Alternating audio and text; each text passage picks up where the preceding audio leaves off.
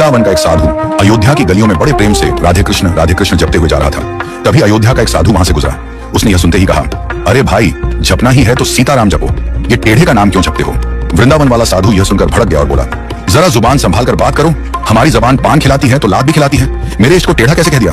अयोध्या वाला साधु बोला, इसमें गलत क्या है? तुम्हारे कन्हैया का नाम ही टेढ़ा, कृष्ण उनका धाम टेढ़ा, वृंदावन। और वृंदावन वाला साधु बीच में बोल पड़ा, चलो मान लिया नाम और धाम टेढ़ा है, पर उनका काम भी टेढ़ा है, ये तुम कैसे कह रहे हो? अयोध्या वाला साधु मुस्कुराकर बोला, तो सुनो, यमुना में नहाती गोपियों के कपड़े चुराना, रास रचाना, माखन चुराना, ये कौन से सीधे लोगों के काम है?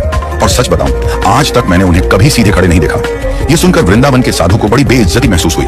वह सीधा बिहारी जी के मंदिर पहुंचा, अपना डंडा और डोरियां पटक कर बोला, इतने सालों तक खूब उल्लू बनाया लाला तुमने, ये लो अपनी लखुटी कमरियां और सोटी भी, अब हम तो चले अयोध्या राम जी की शरण में।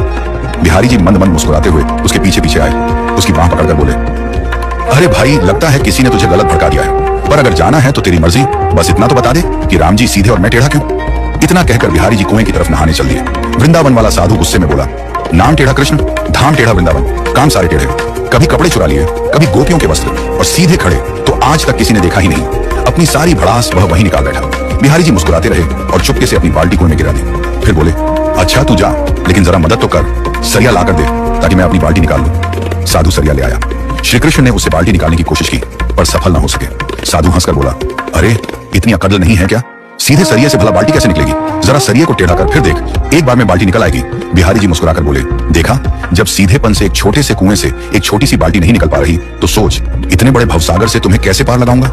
आज का इंसान तो पापों के इस गहरे सागर में डूबा है, और उसे निकाल पाना मेरे जैसे टेढ़े के ही बस की बात है। यह सुनकर साधु की आंखें भर आईं, उसके भीतर का भ्रम टूट गया। वह गदगद होकर बिहारी जी के चरणों में गिर पड़ा और आंसुओं से भीगा स्वर में जपने लगा, राधे कृष्ण